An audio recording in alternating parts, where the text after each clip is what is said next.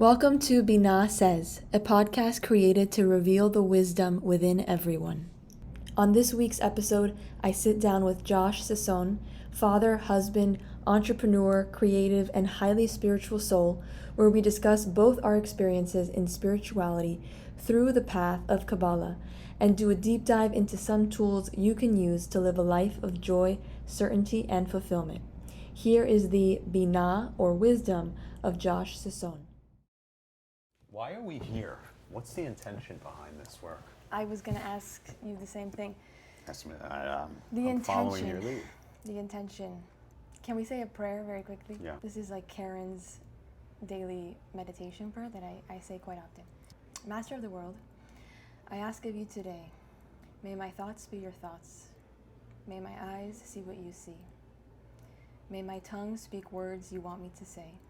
Open my heart to love all people as you love them. Make my hands be hands that give more than they take. Make my body a vessel and a tool to accomplish the mission for which I came to this world to accomplish. In all of my interactions today, let not my thoughts, words, or energy be shared, but only your light. Because only from your light can wisdom and understanding be achieved. Only through your light can miracles and wonders occur. Amen. Amen. So yeah, the purpose of the podcast is to just share this wisdom that I've been learning and studying for the last year and a half. Which wisdom? The wisdom of Kabbalah, which is how we met. I've heard of it. Oh, how do you know? Which is how we met. And funny enough, like growing up, I was nicknamed Binah. Mm-hmm. Did I tell you this already? You did. I did. So when the name came to me, I was like, okay, well, there's this wisdom inside of everyone. And I want to just create a platform to share that with people. And Kabbalah has truly changed my life. And I feel as though it would be selfish to just keep it to myself. And there needs to be some sort of outlet to share it, which I know that you do through our meetups on Friday when we have coffee together. And you're also active on social media, posting, again, the wisdom that you share. So would love to get into some of the topics that we discuss. Question 1 of 100. Question 1 of 100. Yeah. But then also hear more, because I think it's one thing to talk about these topics, but having an understanding and a background of experience as to how this actually looks like day to day would be helpful to people. I remember when we first met, you were a mentor for Kabbalah 1, and Ariel, our teacher, asked you to share some words. And I remember your words very specifically, actually. Really? Yes. And you were essentially saying you were dealing with something in your life and your business, and without the wisdom of Kabbalah, you would not have been able to overcome this challenge that you were dealing with at a point in your life. And that really stuck with me. It was like very powerful. So we could start there. Let's start there. I think it's interesting because once you start studying Kabbalah, your relationships and your interactions with people start at a different level. Start at a different level. Like, okay. I think for the longest time, I knew nothing about where you grew up, what you do for work, all of the things that you would normally introduce yourself as, like at a happy hour, like Right. I'm Sabrina, I work in real estate, I'm from Miami. I knew nothing about that of you. And all I knew was like this really deep richness of your soul. So I thought that was so beautiful that like we're able to form these connections with people not knowing anything about the physical world that involves their like identity. Yeah. So maybe let's start in the physical world and tell us a little bit about Josh here. Josh, physical world? Josh, physical world. I have 3 children. A beautiful wife who actually introduced me to Kabbalah. So I'm forever grateful to her for that. I grew up as a nice young man in Long Island, New York. I have a younger brother. And I would say that from as early as I can remember, I was always somebody who asked questions and wanted to know the answers and the whys behind almost everything. There was never anything I can recall that I just accepted on the surface, even from a very young age. And I was also somebody who was always very ambitious, and I would have described it maybe 15, 20 years ago as sort of a perfectionist, which I've now, I think, learned how to work with because of Kabbalah. And that helped me in many ways. It helped me achieve some great successes, at very early stages of my life. But as life sort of moved on, we're actually watching, I don't know if you've watched the Charlie Sheen documentary yet on Netflix. So it's really good. It's really introspective. I recommend it. And he has this line where it's like, you're taught when you fail, try again, and eventually you make it. But you're never really given an instruction around what if you succeed right away and succeed at a very high level right away? Then what do you do? And I would say that that's been more of my experience in various areas of my life. In school, music at an early age, in business. So for me, it's been more about, and I came to the spiritual path, in the midst of a lot of challenging things going on in my life, business-wise, personally. It was like right in this vortex, I met Linda, and then shortly after we started dating, she introduced me into the wisdom, and it came at like the perfect time and helped me make sense of the chaos, because I had not known this level of chaos, and I had not known a period in my life where things, generally speaking, weren't just working on all cylinders. And you get used to that, and you think that you have this golden touch, and like everything you touch is going to turn to, and then you become conditioned to that. And then when the challenges start coming, you don't have the training, you don't have the tools, unless you have spirituality. So I remember I was at your house for an event, and I pulled Linda aside. It was the first time I met her, and I was like, so Linda, are you also as into this as Josh? And she laughed, and she was like, I'm the reason Josh is into this in the first place. So how did you two meet? Soul Cycle. Ah. Yeah. This is not sponsored yet. Yeah, we both actually lived on the same street in Tribeca in New York City, and we took the same instructor, for years. We knew each other for 5 or 6 years. We became friendly through the class, and we were both friends with the instructor, so sometimes we would meet up as a group outside of class. Linda was in a long-term relationship. I was in and out of a couple relationships. So, and at one point when I was out of a relationship, I said something to the teacher about Linda, and she was like, no, off limits, long-term relationship. So I was like, okay. So we just developed a nice friendship, and we talked, here and there on Instagram or text or whatever. And then there was one period, one summer, where I hadn't seen her in class for weeks, maybe months. And so I just shot her a text. I'm like, I hope everything's okay. Haven't seen you in a while. And she's like, yeah, all good. I've been at home. And she's from the Czech Republic, so she's been in Prague for a couple months. But I'm coming back next week. Would you like to get dinner on Monday night? So I was like, yeah, sure. So interesting. She asked you out, essentially. But then she told me, yes, my friend Michaela's going to join us as well. Okay. So I later learned that was like the decoy to kind of like flesh out the situation. But it was great. We ended up walking our dogs together after the dinner because we lived on the same street. And that was it. I mean, we ended up actually in Miami like 2 weeks later. She was traveling. I traveled down here, spent some time together. And that was it. We were engaged probably 8 months after that. Wow. Yeah. And then married how soon after? Married early 2021, so 2.5 years. Whole thing. Wow. Feels like a lot longer.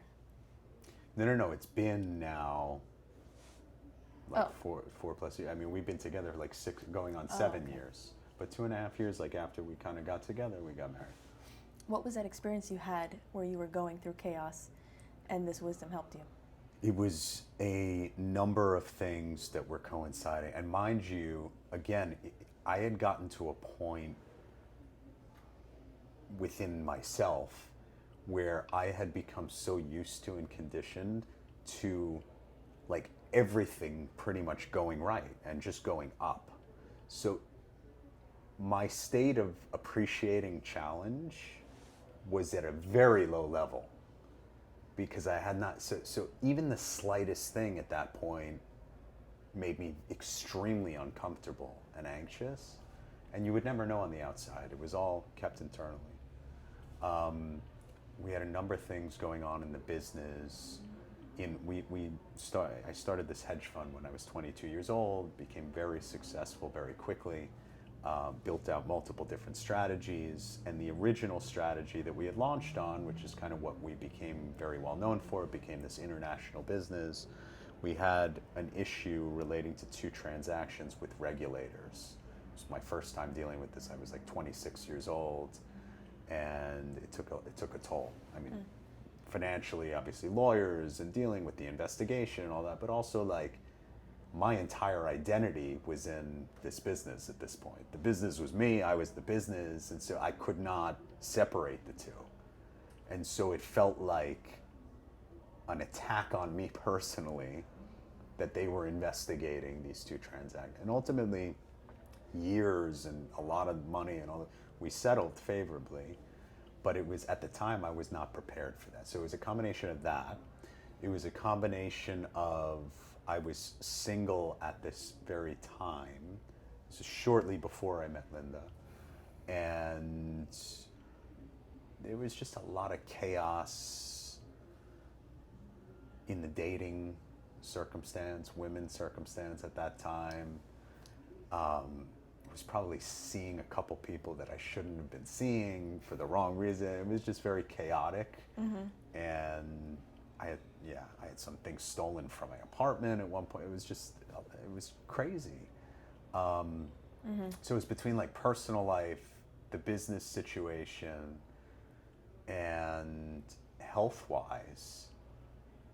I had gone to Coachella during this time, and I was feeling like very nervous inside and anxious because of all these various things. I had gone to Coachella with my brother at this period, and I'm not like a drug guy, and I was drinking some tequila, and he gave me like some stuff. He's like, try this, whatever. And so I tried it, and I blacked out at Coachella. Was like standing up, going from show to show apparently, and involved for like 6 hours, don't remember any of it. Wow. And after coming back to New York for a period of like 3 weeks there, I felt completely out of my body, depersonalized, completely like dark. So it was the business stuff, the personal stuff, like physically I was feeling horrific. I didn't feel like myself. And it was at that time that I went to study transcendental meditation. I said, I need something to start to regulate. And so I went to TM, which was downtown in the financial district. That's so interesting. I've thought about TM and wanting to learn more, but right now Kabbalah has consumed my... How does it compare? It's different. I do TM every day. So Really? I start with 20 minutes of transcendental You and I meditation. are so similar, Josh. It's really actually nice. ridiculous. That's why we're here right now. That's why we're here, and it's why we're a day apart. Yes. Energy, Yes. like I never believed in like signs, astrology, energy. I really didn't. But this makes a lot of sense. It all makes sense. It Okay. all comes back around. So you do it regularly? I do it every day, yeah, for almost 10 years. Wow. Yeah. I wouldn't compare it because, and actually, interestingly, in Kabbalah, the Rav Berg and multiple people speak about meditation and transcendental meditation. And it's what I've learned from Kabbalah by applying the Kabbalistic principles to TM is the goal is not to just transcend and float away, which is what a lot of people use mindfulness or meditation. It's like an escape, right, from reality. The goal is to get to a place of sort of suspended animation where you're not as focused on the physical, but then do the work in that place, right? So the way that I use TM today is I'll meditate for the 20 minutes, get to that place, and then from there I go into stream of consciousness prayer and speaking out loud, because there's nothing in the way at that point. And so I'll just speak for 20, 30 minutes. Wow. Yeah, and whatever comes. And boom. That's beautiful. Bam. I Powerful. I did not know what spirituality was until maybe a year and a half ago. Mm. And I grew up in a Jewish home, and it was more like traditional, cultural Jewish, but similar to you, I would ask a lot of questions and never had answers, and the answers were because that's the way it is. That's what's written. That's the custom. And so, yeah, I guess I would talk to God, but I didn't really believe anyone was listening. And it was just like a formality. Like my mom would say, say a prayer before bed, say this one, it's the Shema. I'm like, okay. And, we're traveling on a plane, like pray to God that we'll get there safely. I'm like, okay. So it's interesting though, because I met your mom at your house. Yeah. And she seemed very connected. She is very connected, but I was not, because I think her background was more like Orthodox. And I don't know if it's them or they just don't have the answers that I was looking for. They didn't have the answers I was looking for. That's what it was. So my mother is connected in a different way that I am connected. But it was through yoga that I found spirituality. And I did my yoga teacher training, again, a year and a half ago, and that's when this all started, because I realized that yoga is not a workout. It's like actually a spiritual practice. And there's like they talk about divine feminine and masculine energy, and similarly like how the universe started. And so that led me to studying, the scripture, the sutras, the Vedic texts, and I would chant their names of God, and I would get to this place of like euphoria, bliss, love, just through chanting. You still doing mantras. this? Oh yeah, I do this. This is like nice. Another side thing. So I was doing this practice, and then, Sharif Malnik. I was in Costa Rica for a wedding, and I went over to someone's house for Shabbat dinner, and they study Kabbalah. The people that were at your house? The people that were at my house, Yeah. Rich and Jill. Yeah. And they were like, you need to meet this guy. They're starting a center in Miami. He's super into Kabbalah. And I had heard Kabbalah as something that shouldn't be studied, especially by women. Only men of, a certain education studying Torah for 40 years. But what he said to me was, it gives you the practical tools to live the life of your dreams. Who said that to you? Rich. Okay. And I said, well, that sounds wonderful. Who could say no to that? So I said I'd be interested, because again, I thought it was Jewish mysticism is what it's like branded as. So I was like, I'm Jewish, why not get a little mystical?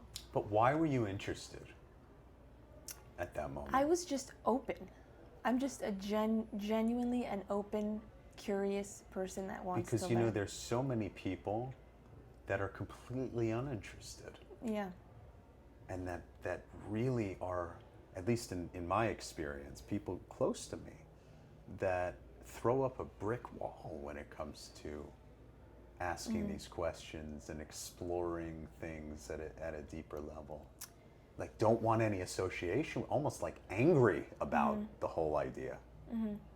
So it's interesting. Some people are naturally inclined, and then there are other people that are maybe in the middle.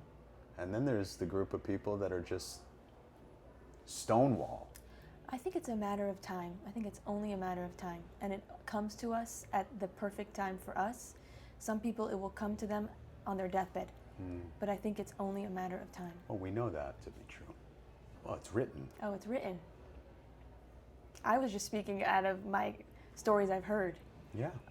Regarding spirituality, and other people trying to bring in, they say there's no coercion in spirituality.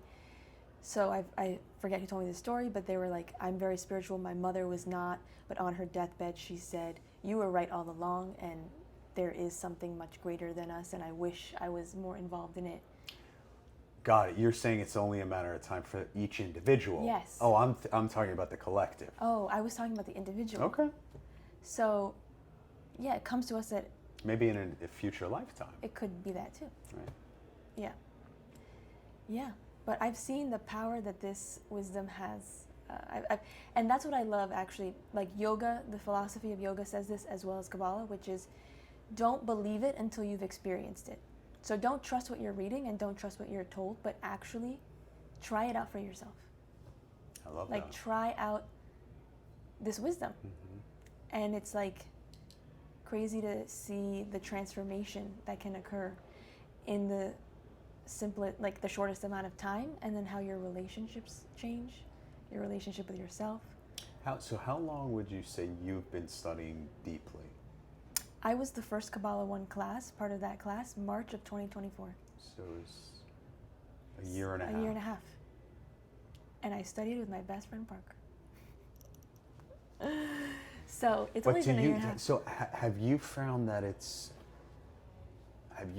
you've hit a plateau to any degree and then had to sort of like re-up your intensity? Have you found that you're experiencing more challenges, less challenges? I'm interested to hear your perspective on that. That's a good question. I feel like I should be asking you this question. You can ask me. I think my desire just keeps growing. I haven't hit a point where it has stopped. Like, I remember it would take a lot of effort to come to coffee on Friday because it's like very out of the way for me. It's 30 minutes. It's going with traffic, and it's like now I couldn't imagine being anywhere else but sitting with you and a bunch of either strangers or people I know on a Friday. More strangers lately. More it's strangers. Nice. Then talking about this wisdom. It's really all I talk about. It consumes like all of me, and Does that concern you to any degree? No, actually it does not. In the sense where like now I see the light in everything. And I pause in every moment. Like the other day, I'm going to New York for Yom Kippur. I hadn't bought my ticket yet for the event, but I bought a flight. I don't know where I'm staying. There's so many unknowns. And I'm like, this is amazing. There's so many unknowns. Creator, show me what's gonna happen. Show me where I'm gonna stay. Show me what I'm gonna do. Like these conversations, someone once said, they were like, you should be talking to God more than you're talking to people. And I completely feel this way now. Versus asking someone what they think I should do, I literally just ask the Creator. So I booked my flight. I don't know where I'm staying. I just found out an hour ago where I'm staying. And I didn't buy the ticket to the event. Someone texts me, did you buy your ticket yet? It's sold out. I said, interesting. It's sold out. Thank you, God. I paused and I said, this is perfect. And rather than coming from a place where I would have come from prior of anxiety, stress, what am I gonna do? I already bought the flight. This is ridiculous. Why is this happening to me? I'm stupid. I should have bought the ticket already. You know, all of these negative words of Satan, of the opponent, which we learn in Kabbalah, which I never had a name for. But once you have a name for something, you know how to handle it. So I immediately just spoke to the Creator and I said, let me send a message to someone I know closely up in New York in the center and ask them if there's still any openings. She immediately responded saying, check now it's not sold out. I said, wonderful. Mm-hmm. And I bought the ticket right then and there. So it's like all these little things, but like that's such a small example as to how this wisdom can literally change your life. It's not in like the grandiose things. It's not like oh, I reached this place in my career, or look at all these things I own. It's like in that little moment of something didn't go your way that you can transform. How have you seen these moments change for you in studying? My instinct, let's go back maybe 10 years. My instinct when a challenge would come, we talked about before, even a small thing, would have mentally, and again, it wasn't something that manifested like physically through my appearance, because I've always been sort of even-keeled from an appearance perspective, but my mental story would begin downhill immediately, right? Without stopping. So a small thing, a big thing, there were some very big things, it just determined like how steep that slope downhill was going to be. And then so it's okay, this hasn't worked out, this hasn't worked out. It's the context that you frame the challenge with. This is a problem, right? Even saying, I don't say that anymore. Mm-hmm. You know, if something comes in, it doesn't go according to expectation. In the physical world, we're conditioned to say, this is a problem. We've got to do something about this. This is a problem. Through the work and through the study, the best way I can describe it is, I mean, it's consciousness, right? But you're creating this element of space between the happening of whatever said event is, whatever said challenge is, whatever said circumstance is. There's now space, and meditation helps with this as well. Obviously, Kabbalah gives you tools once you've established that level of space to actually handle the situation. So it's not just space and then you go back to dealing with the problem, but it's space and then the tools to reframe the situation, not as a problem, but as truly an opportunity, as a gift. And you're right, when it's a small thing that comes at you, you start to realize that as you reframe these small things, they start to compound. It's like, okay, now a small thing comes, this is what it is. We're going to work through it. It's an opportunity. There's something on the other side of this. And then the bigger, more severe challenges that come at us, we have that same level of space, and we're really able to exercise that. And there's still an element, I think, today, and I've studied for a long time, and I study very deeply, multiple hours typically a day. There's still an element of, when the more severe stuff comes at you, of faking it, right? And just telling yourself it's an opportunity. Even though you really don't feel that way in the beginning. But the more conviction and intensity you apply to that notion that it is an opportunity, it's a gift, your physiology starts to change to match that.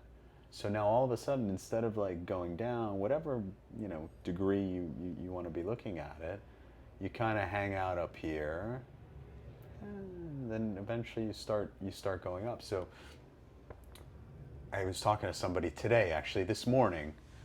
He's telling me, yeah, my life's it's full of ups and downs. I'm kind of in the status quo in my life, some days up, some days down. I said, that's nice. But, and he's not, I don't believe him to be a spiritual guy, so I didn't go like too deep into the explanation behind this. I said, that's nice, but wouldn't it be nicer if instead of just the ups and downs at the status quo, like our ups and downs just get a little bit higher and higher? So we're on this ascent, we're gonna have our downs, but those downs become, we're elevating. Mm-hmm. And for me,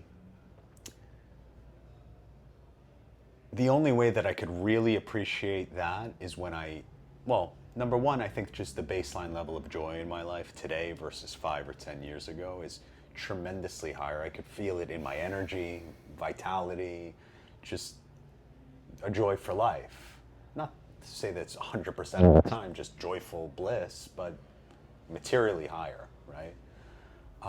But number two, just like taking a moment to reflect and actually sit in consciousness and feeling what that feels like, and then reflecting on, okay, where was I consciously 2 years ago, 5 years ago, in the midst of a similar circumstance, and that blows my mind every time. Mind blowing.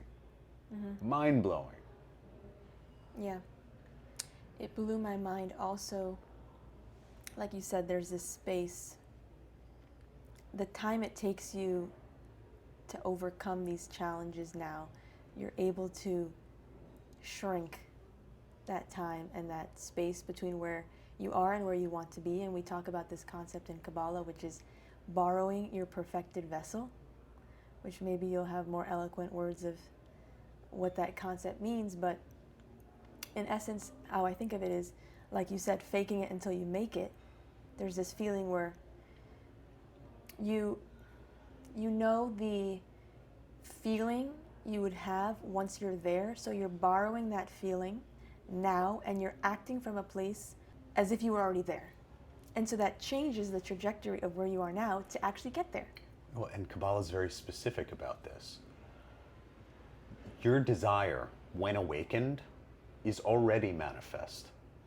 So when we talk about borrowing, we're borrowing from a different dimension. We're not borrowing from something that doesn't exist yet. When a desire is awakened within us, a desire for a specific feeling or outcome or whatever it may be, success or this or that, joy, happiness, this, the manifestation of that desire within us physically brings about metaphysically the actualization of that desire. So it actually exists. So we're borrowing the knowing that it's already there from a higher dimension. We're in this physical plane, right? So we're not borrowing it from an idea of somewhere in the future we're gonna get there, right? We're actually connecting consciously to its existence because it is here and now. So that's the powerful thing to understand, that 99% of reality exists outside of what we're doing here, right? 99% of it. So to know the power in that and to connect to that reality of reality consciously, it's incredible. It's incredible. So, a lot of people, when they talk about spirituality and going back to like drawing the hard line, no, I won't touch spirituality, throwing up the wall, I think it's this concept that makes people very uncomfortable, because it's, what are you telling yourself stories that the future version of myself, I'm going to borrow from that and it exists somewhere else? When you learn and study, it's all there. The answers are all there. It's not we're tricking ourselves to believe that. No, there's a system. There's a system, and it's very well documented for thousands of years. One of the analogies that hit home for me was, so much of what we're talking about in Kabbalah we can't see. And so when you think about other things that you believe in that you can't see, for example, gravity, we all know gravity exists. There's no question about it. So who's to say that all these other things that we can't see don't exist? So that was like the prime example for me to even have the door open to like pretending. I was pretending until I realized this is completely true. Another one is like I mentioned, I never believed in energy and of like when you're born and your sign and the stars and the moon. But then someone once said, what controls the tides? The moon. There's like actually astrological things that are occurring in our solar system that affects the tides. And what are we made up of? Water. So if that has an effect on the tides, how do you explain the changes that are occurring inside of us that are based on what we're made of, which is water? So I said, okay, so those two examples for me were like, okay, this is making sense now. Now I want to know where Saturn was when I was born, Right. and all the other things, and show me my chart and what's my tikkun according to all this stuff. Something that I've noticed since studying is your vocabulary changes. You know, it starts with your thoughts, and then it bleeds into your speech, what you say. So I remember when I first started studying, I'd hear people at the center talk about the Creator, and I'm like, it never resonated with me. It's like I asked the Creator this, I'm like, what are they saying? Like, what is this language that they're using? And now here I am a year and a half later, I'm like, these are the words I'm saying to myself. And it's like beautiful to see, have made that connection, to see how impactful our words are. I'm having a difficulty though, which maybe you can help with. Now it feels so ingrained in me that when I'm speaking to people that aren't studying, I feel a sense of friction, because they will complain about a situation that I see as an opportunity for them, and they don't. Or they'll criticize other people, and I'm like, we shouldn't be doing that. Energetically, it's not good for you or them or anyone. So it's like, something that I'm working on is removing that space that I feel as though I'm creating between people that are studying and not studying. And it's like, how can you bring this wisdom in a way that will resonate with more people, on simpler terms, or in ways that they can actually digest it. And I think people like Madonna speaking up about her experience in spirituality is helping. But that's something that I'm wrestling with now, because I don't want to create space between myself and those that don't have this spirituality, let's say. This is a great gift. It resonates with me tremendously. This is perfect, because what does it force you to awaken within you in these circumstances? Compassion. There it is. It's been, in retrospect now, for me over the last maybe 5-6 years, I've realized, which it never appeared to me. I never thought about it. One of the things I lacked the most 5, 6, 10 years ago was compassion for other people. And so going through the spiritual path and the study and working through Kabbalah and studying, it awakens you to the gift that we have as people who are aligned on that path, to empathize and to really feel others who may not have those tools, to feel them. And I think the big thing for me also to learn is, I'm not here to be this teacher for everybody, or try and expose everybody to the wisdom. I would love to share in a way that's welcomed, right? Because we learned that for all light there needs to be a vessel on the other end. So if there's no open vessel, your sharing actually becomes taking. It's not sharing at all. So, but to the extent that there's not a vessel there, what can I do in that moment? Just awaken tremendous compassion and empathy, and simultaneously serve as an example of the light. Be the light, show up as the light, embrace the qualities of the light.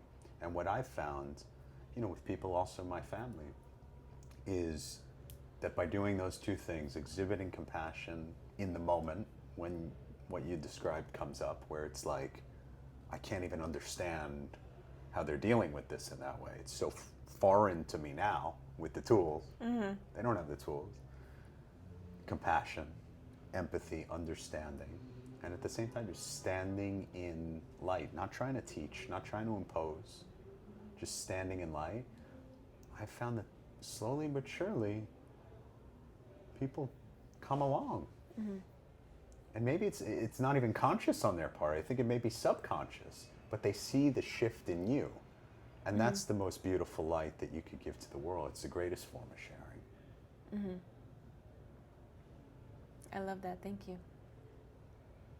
I think that, you know, it's a tricky balance because the ego, once we learn some cool stuff, and, you know, the ego's like, oh, now I want to teach. Now I want everybody to get on this train and I'm going to go change the world. But what about the other side of that? Sure, you want to reveal light. You want to be sharing. It's beautiful. But there needs to always be the vessel. It's the way our world is created. So we have to be in this constant state of restriction. Constant state of restriction. Always. It's the only way to reveal lasting light. You posted on your Instagram, restrict to receive. It's the only way. Can you explain the concept? So the only way that we learn in Kabbalah that we can receive light that is lasting, fulfillment that is lasting, joy that's lasting, love that's lasting, success, money, whatever it is, whatever, you name your thing. The only way that that can be lasting is if we're in a constant state, and Kabbalah speaks to this very, very clearly, if we're in a constant state of restriction, of as it comes to us, saying, I don't want it. Doing the opposite of what we've been conditioned to do all of our lives. Like when that opportunity comes to us and it's there for the taking, we're taught to take it. The only way that we could receive this light in a lasting way is to restrict it at the moment that we're about to take it. And eventually, when we've restricted it to such a degree that there's no ego left, there's no taking energy left, there's no desire to receive for the self alone, energy left in that receiving, we can take, because at that point we're taking purely to exist as a channel for the sake of sharing. It's almost not a proactive taking at that point. It's almost, okay, for the sake of creation, for the sake of continuity, for the sake of flow, Creator, I get the message, like, I'm going to receive this for the sake of being a channel with it. So the other side of that could be the manifestation in the physical world of a material success, right? So we can take and, let's say, money, some deal that comes to us, whatever, doesn't sound like, sounds maybe too good to be true. We take it, we've got millions of dollars in the bank. That money may, in this physical world, actually be in the bank. But if we just took it without restricting it, there is no way, Kabbalistically speaking, there is no way that that money could provide lasting light and fulfillment to us. It is impossible. At some point, it will be the cause of darkness because it was not received through the proper channel of restriction. Do you speak to the Creator and you say, are you sure this is for me? Or do you say, I don't want this? What does that look like practically? Okay, so Saturday, I felt under the weather, randomly. And Nothing's random. right, no. But actually, this last week, each day of the week sets up your day of the week. Right, for the so next was day. it random? Saturday, a day of rest. That's what I told Linda. I said, this is perfect. I'm meant to rest on Saturday. Beautiful. I was in bed for like 8 hours. It was amazing. It's the first time I've done that in a very long time. So I'm feeling not well, feeling weak or whatever. And what's the traditional notion in that moment when you're feeling like that? Like, what do most people say? Stay in bed. Don't do anything. But like, I got to get this sickness away. Oh. Like, what medicine can I take? What can I do? I don't want to feel like this. I want to get out of this as soon as possible. What I've done for the last maybe 2.5, 3 years now, when this, and it's come very seldom where I've felt under the weather. And by the way, every single time since I've done this, within 24 hours, I'm 100% the next day. What are you taking? Vitamin C? 1,000 milligrams? I'm not taking anything. I'm saying, give me more. I'm literally saying, I'm in bed saying, I love this. Stop. I love this. This is incredible. And I'm saying consciously, whatever you need to give me right now, light, whatever you need me to go through, right, I'm here with it. You don't take a pill. I did take a pill at night. I took a NyQuil. But not from a place of like desperately trying to get out of this situation, from a place of I may not feel well tomorrow, and I'm totally okay with that. Right? There's this idea of when you're in a circumstance and it's uncomfortable, wanting to get out of that circumstance as soon as possible and doing everything in your physical power to get out as soon as possible. Kabbalah teaches that only a part of that actually works. What Kabbalah teaches is to fully embrace, to radically accept the circumstance. The most radical acceptance is to say, give me more. Whatever you have to give me more, right? That's the most radical form of that. Not to not take medicine, but if you're going to do whatever physically to help yourself, to not do it from a place of reliance or from trying to manufacture an outcome, doing it from a place of surrender. And that, it's a subtle different. I mean, the give me more versus let me get out of this is not so subtle. But the way the taking of the medicine is a very subtle nuance.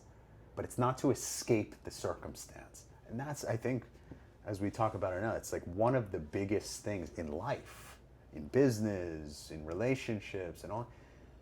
Instead of doing things to escape an uncomfortable circumstance, we first embrace the uncomfortable circumstance. We say, I love this. Whatever it is, it may feel uncomfortable, it may feel horrific, but I'm embracing it, I'm with it, give me more. And then I'm gonna do practically, what I can do to better my circumstance, but not from a place of I need to get out. Right? Not from like this desperation, I need to get out of this, I need to feel better. No. If I'm in bed for another week, I'll be in bed for another week. I'll take a NyQuil. Maybe yes, maybe no.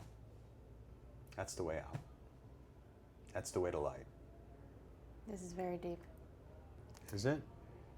No, but it's good. This is what the people want. Who are the people? Tell me, who are the people? No one. This is just us. So, how did you meet your Kabbalah teacher? Eitan. When Linda introduced it to me, we were doing online David Guillaume's classes. So David Guillaume was with the center for a long time. He was Linda's teacher in New York. He then moved to Los Angeles. And then when Linda said, you should try this, we did some classes with him on Zoom. And then we needed something locally, forget exactly what it was. It may have been a moil or something for our son, or I forget what it was. We needed something locally. And David introduced me to Eitan. And I called him, we spoke. I think we met shortly after that. We went to the center and sat down, spoke for a while, and that was it. We had an immediate, very strong connection. And that was maybe 6 years ago, something like that. Yeah, I met him over FaceTime for the first time. Sharif introduced us. Yes. And I remember I thought I was at such a high in my life at the time. I was like, Eitan, I've never felt more connected to myself and to others around me, my community and all this stuff. And then shortly thereafter, I started taking Kabbalah. And they say that it gets worse before it gets better. And I didn't know what that meant until it got worse. Because what Kabbalah does, it brings you an awareness of everything. And you become aware of what's actually going on.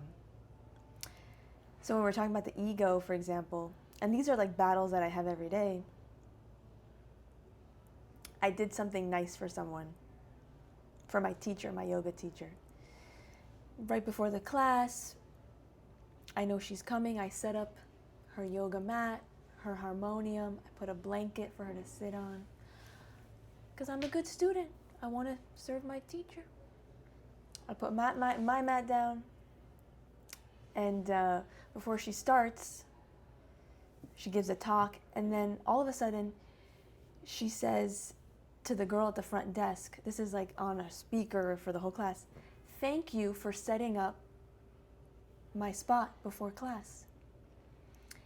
And my ego said, there's no way that girl is going to take credit for something I did. And this all happens in nanoseconds. Nanoseconds, because the girl says, "You're welcome." The ego, I felt a reverberation in my entire being. When was this? Like 2 weeks ago. Okay. And my ego was on fire. And rather than correct her, or after class be like, "How dare you take credit for something you didn't do? I did it. I'm the one." I paused and I said, this is exactly what I needed. This is perfect. I'm so glad I'm able to put my ego down here and say, "You're not welcome." And go away, because I didn't even do it for the credit. That's not what I wanted. And I'll get emotional saying it because it was so recently, but like, those are the moments you realize the presence of the ego and how it will take over if you let it.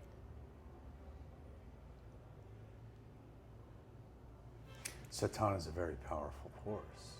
The ego is a very, very powerful force. And it's funny because, you know, you're getting emotional about this situation.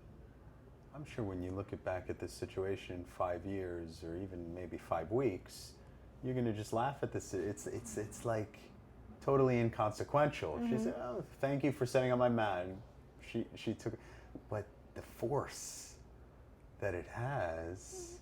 Yeah, because I literally felt like I was in a war. I felt sides come out and shots were fired, literally inside of me. And it happens every day. The battle of our positive and negative, like the light and the darkness, is happening every single day inside of us. There's this podcast I listen to, which is Gedalia Fenster. And it's funny because people will ask him, "How is it that you release a podcast every single day when people are struggling to post a podcast a week?" Right. He goes, "We're battling. Right. Like, we're battling the darkness. And that is a battle to fight every single day from the moment you wake up to the moment you go to sleep.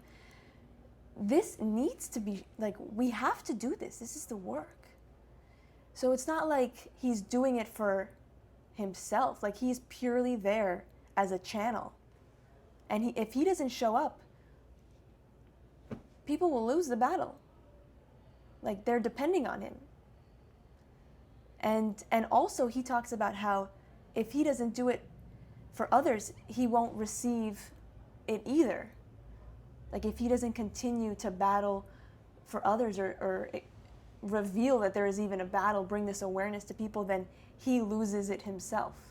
So there's this whole idea of Kabbalah, which is receiving the light to share the light. And transforming our desire to receive for ourselves into a desire to share with others. So in everything I do now, I always pause and I say, what is my intention? Am I doing this for myself, or am I doing this to share? And it makes you really think, and it takes a lot longer to do things, but I think that's the whole point. That's the whole reason why we're here, is to always stop and ask ourselves, is what I'm doing with the right intention? When you say it takes a lot longer to do things, what do you mean by that? Like simple things, like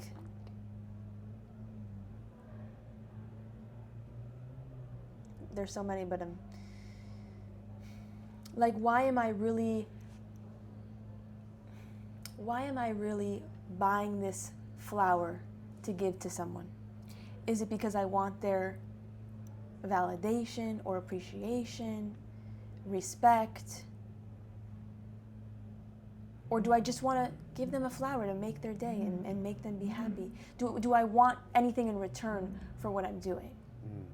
But so it's interesting you say takes a lot longer to do things. When you look at it a little bit more zoomed out, do you not feel like you actually get a lot more done by leveraging the system and the tools in this way? Or do you find that your physical manifestation has actually slowed down a lot? No, I think on the grand scheme of things, that is faster, yes. But in the day-to-day, oh, that's an interesting concept. So in real time, things feel slower, but as a whole, you were transcending. Right. Time is an illusion. Right, much faster. Right. So you're, which is beautiful that you feel that, because what you're describing is an enhancement of presence. When you're truly present or conscious or aware, time feels as though it doesn't exist. It feels as though it completely slows down, right? Like 1 second of pure presence could feel like a day. But in reality, or I should say in the illusion of reality, in this physical plane, the clock is still ticking. So what I find is very interestingly, particularly in periods of feeling really connected, feeling really in flow, which thank God I have more today than I did a year ago, you know, more and more as you do the work. The amount of juice in each moment, and it's due to the awareness and the consciousness ascribed in that moment. The amount of juice in each moment is so expanded. And so what you find is in those periods, let's say in a given week of being in that space, not only can you and do you actually get more accomplished in the physical world, but things start to come to you, right? Because you're more aware, you're more present of the moment, you're present in the moment. Things are attracted to that energy, that presence. So it's almost like, oh, am I even doing all this? You start to really appreciate the power of the light in organizing all these synchronicities to just like make things happen and accelerate things forward. And to me, one of the big learnings of recent times has been surrendering to that.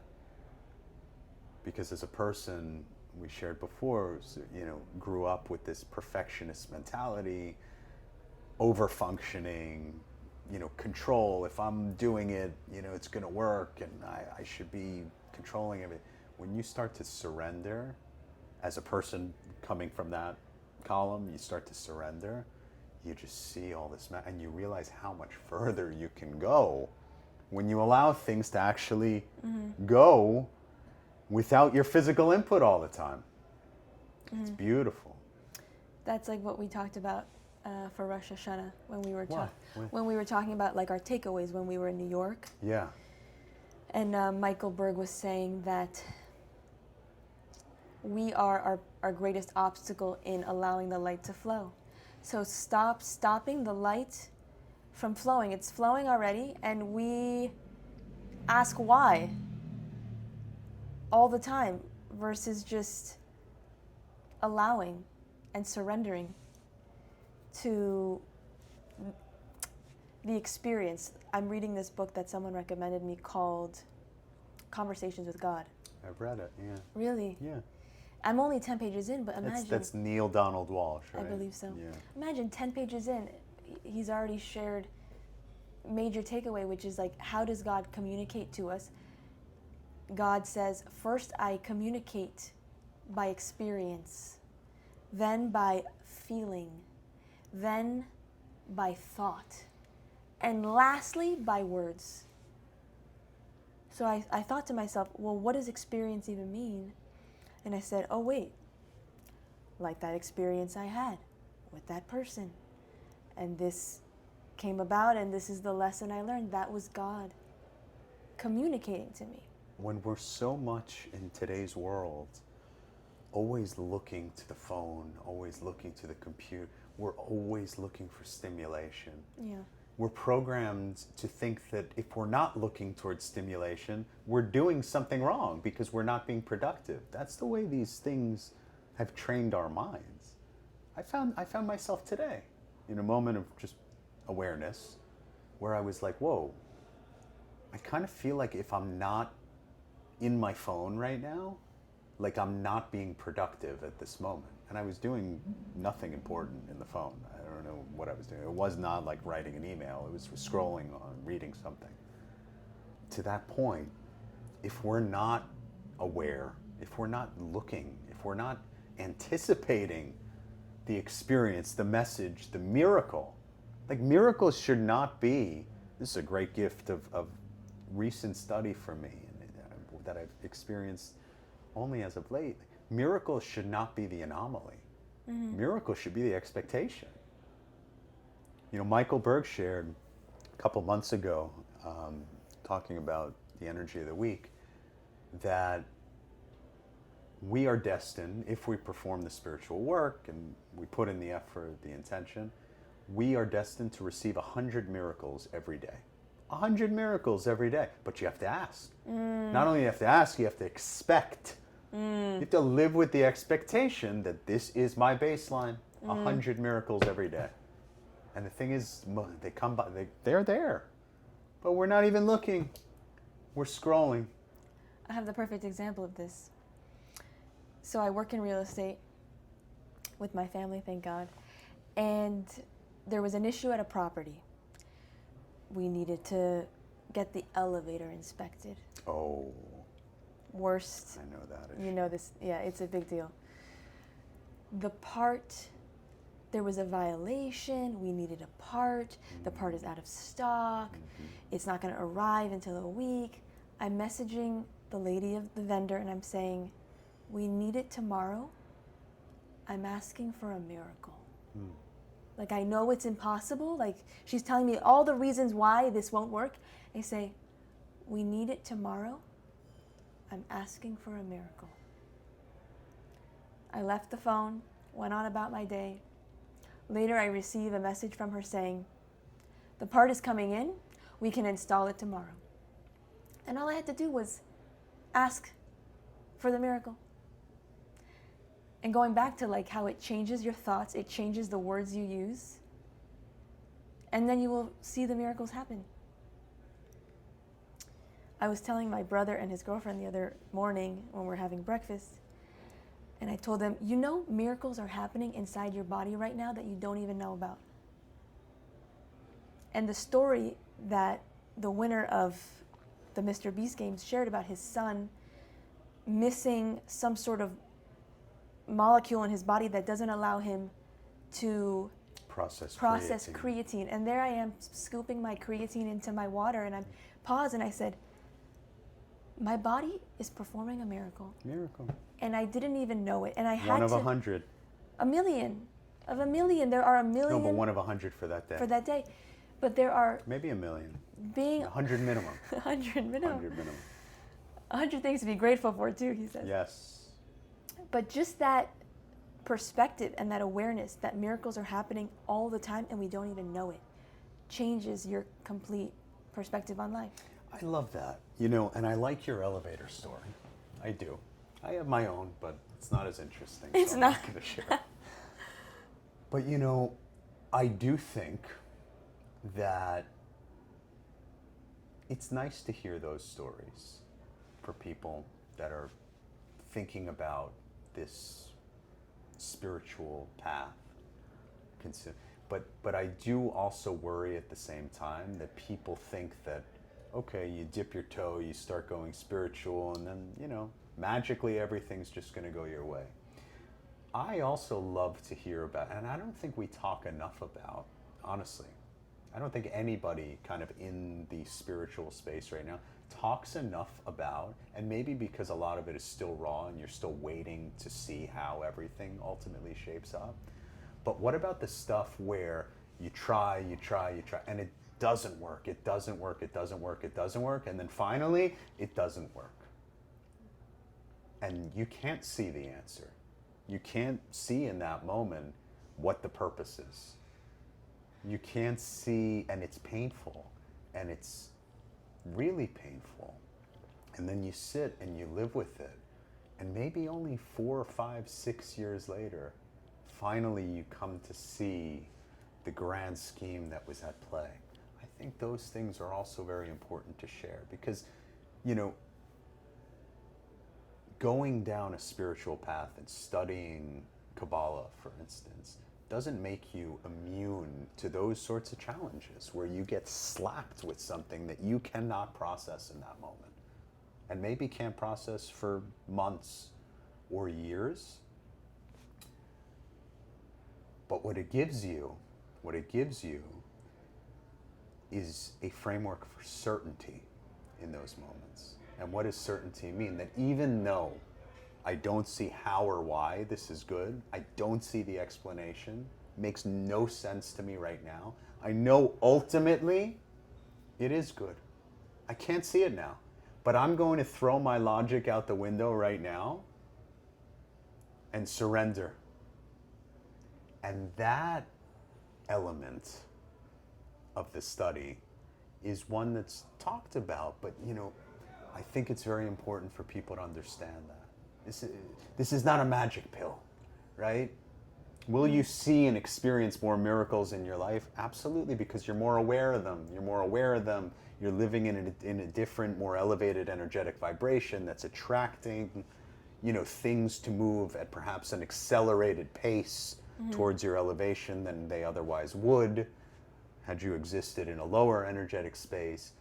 But as you climb the ladder spiritually, the challenges don't get easier. They get more severe and more impactful. Satan, as you get up the ladder, he's not saying, oh, I'm going to give you a pass now. He's showing up right where you are at that new level with strength. And we're not going to understand. We're not going to see the answer. That's why certainty, the concept of certainty in this study, without it, you have nothing. Without it, you really have nothing. That's probably my favorite concept we've learned, which is certainty beyond logic. Yeah, I love it. That concept that you're talking about, I want more of. Right. I want more of. I'm basically asking the Creator to slap me in the face right now. You want it. Why not? I would love to be slapped in the face and to get down on my knees and totally surrender, not knowing what the heck is happening. But What? we don't want to call negativity upon ourselves. What we can do in these moments is go to that place of down on your knees, feeling slapped around proactively, which we talked about, I think, last week, the prayer of the poor, right? Like being in this place where you're so desperate for connection to the Creator and to the light. The most beautiful time to do that is when things are actually going very well. If you can channel that desperation and that, you know, crying out to the Creator without having to deal in that moment with physical pain and suffering, it's a portal for even higher elevation. It's beautiful. It's beautiful. So you don't call upon the actual pain and suffering. Acknowledge it may come, okay, and be prepared for the strength to deal with it when it does. But channel that desperation right now. You know, I actually just was thinking about a scenario. My great-grandmother went to the hospital. She's 109. She had to undergo a surgery. Talk about miracles. Thank God she's home, healthy, happy. But it happened on Shabbat. Which Shabbat was it? A couple weeks ago. But I felt as though my family was in a state of uncertainty, of fear, of anxiety. And in my conversations with the Creator, I prayed and I asked for the health of my great-grandmother. But at the same time, I said, I'm not attached to the end result. That's my desire, but ultimately, it's in your hands what's happening. Yet at the same time, I was so certain. I was so certain that how it was going to unfold was exactly how it was meant to unfold. That's it. I was in the waiting room. I brought my book, which I would normally take to the center to read from the Torah.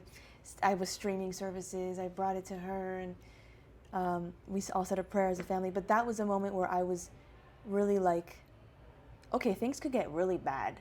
We could either be going to a funeral in a couple of days or a celebration at her home to say, wow, we got through this. But I chose to stick on the vibration of everything's going to work out exactly how it should be. Right. Regardless of which one those are. Right. And I think that's what got my entire family through that whole situation. And it's funny because my friends, they're like, Sabrina, how's everything? And I go, everything's perfect. And they're like, really? Like, are you just saying that? Like, it sounds like you're bypassing, spiritual bypassing is apparently a term. It sounds like you're just like bypassing your emotions. I'm like, well, if you really want to know, I spent the weekend in the hospital. My great-grandmother is 109. She had to undergo surgery in her stomach. They said that the chances of this, so many things could have gone wrong, but the one scenario that could have happened, that went right, happened.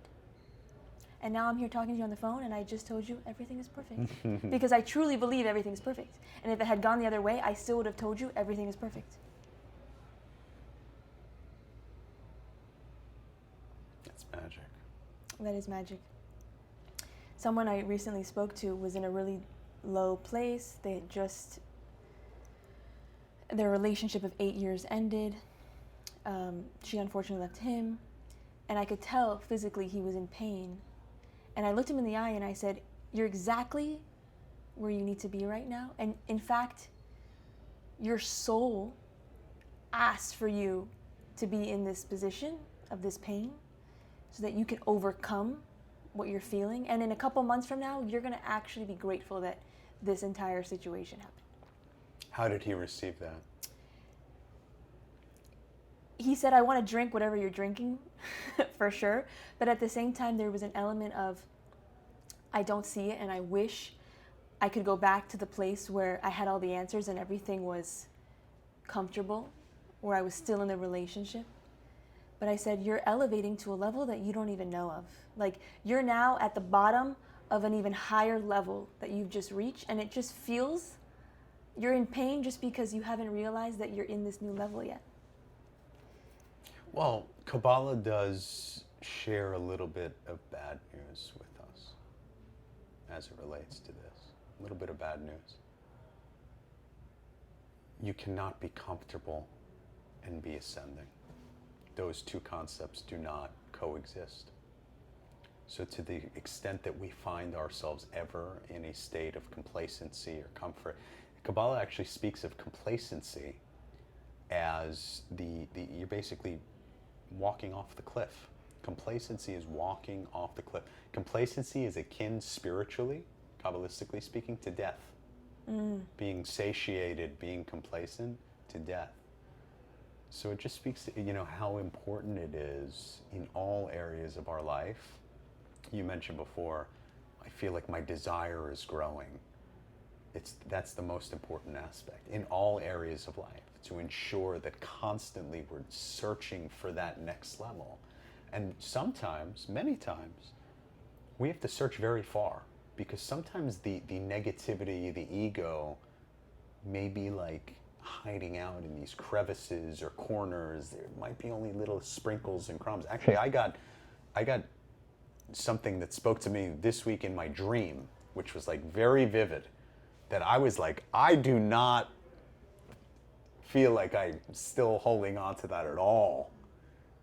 And apparently I am. So I've been doing work on releasing that. So it's, how do we ascertain that next level of desire concept? By begging to see where our negativity is. Always.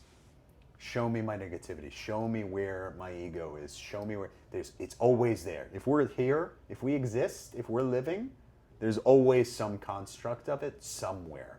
It's our work to find it and then to do the work of cleansing it. And then we get to the next level and there's more there.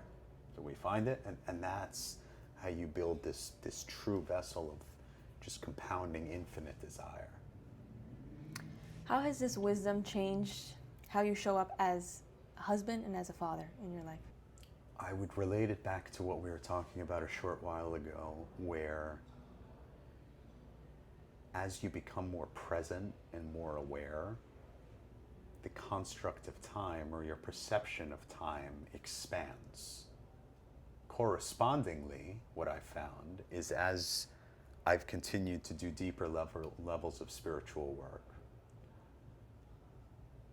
my general level of vitality expands. So as I become more joyful more often, I feel more energy more often, and I'm able to push myself or just exist physically further more often.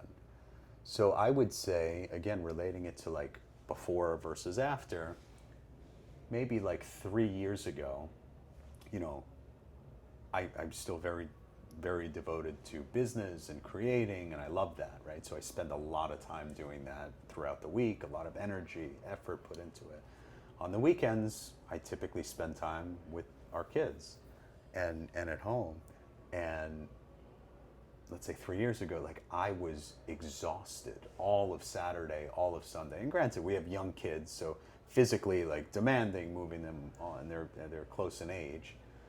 But as time goes by, I found that I've been able to access completely different levels of energy. I found that those weekends feel more rich, feel longer, but not longer from the perspective of draining me, longer from a perspective of like sinking into the love and the experience and the joy of connecting with these children, and with my wife also. I mean, my wife, we have 2 date nights every week, Wednesday and Saturday, which is like a religious thing by us. But no, it's so important. Majority of the people that I speak to that are in, you know, married or have kids, they don't do this. They're, oh, I wish I could do that. I wish I had the time or the energy. You have time and energy if you make time and energy. And by the way, if you're pursuing a spiritual path and you really dedicate your energy and intention to the study and to digging deep and to generating this level of desire, you will find that energy and you will find that time. It'll show up. One of your 100 miracles, it'll show up. So it's made me, as a family person, just a lot more present, a lot more happy, a lot less tired. And a nice gift has been being able to share some of the wisdom and the concepts, you know, with our kids, which they're taking an interest to. As you know, River was with us in New York. He speaks about the Creator quite a bit, and he has an innate concept of the universe. He asks very deep questions, so it's just beautiful. It's amazing. I love that. I think we've approached the rapid fire section of this. Oh, we're doing that. There's a rapid fire. Okay. What is your favorite quality about the Creator? Compassion. What excites you the most? Creating. What quality about your teacher do you love the most? So I would say patience. What I found is, over the years of study with him, there's been multiple situations with very significant decisions I've had to make in my life where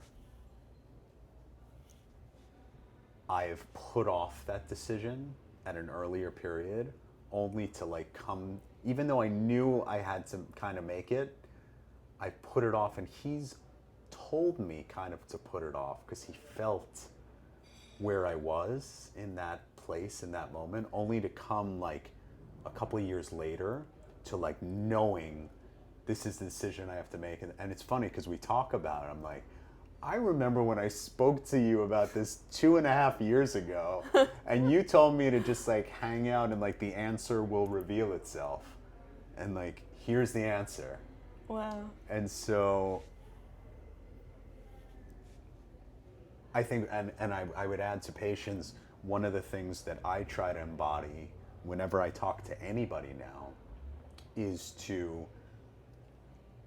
never give advice or tell people what decision they should make, but instead to try and ask the appropriate questions or raise the appropriate thoughts to have them come to either a conclusion themselves or to just spark thought within them to maybe not reach a conclusion now, but into the future. I noticed that you do that at coffee, and I love it. And it reminds me of the paradox in Kabbalah, which is all the answers are inside of me, yet I know nothing. Exactly. It's my favorite. I find It's my favorite. increasingly that the more I study, and in fact the more I study the same concepts, I'm going further away from actually knowing anything. It's crazy. You know, you hear something the first time and you think like, oh, I grasped that, and it's this good feeling like, okay, now I really grasped it. I was studying because I also study TLE, which is the deeper Kabbalistic text, with another teacher at the center named Yosef Shvili. He was in New York. I'm sure I He's met in him. the Boca Center here. And we were going through this one particular concept called Hizdachachut Masach, which is the purification of the Masach. Of course. We spent 4 sessions, so 4 hours, just discussing this one concept and I was thinking about it day and night because I was not grasping it. And then finally at the end of the 4th, I came sort of to thinking I understood it. And then I texted him the next day this whole long text of me understanding. Now I get it, look. And he's like, yes, that's right, but then also this. And then I realized that I actually was way further after 4.5 hours of understanding it than I was the week before, I the love 4 that. weeks before. What's your favorite prayer The prayer for the children. that you say on Shabbat? Yeah. Hands on the heads. Everyone loves it. How can people stay connected to you and what you're sharing? Energetically. Come to Kabbalah Coffee Fridays at 9 a.m. Sunset Harbor, Panther Coffee. You're going to put an emoji there with the coffee cup. I see that.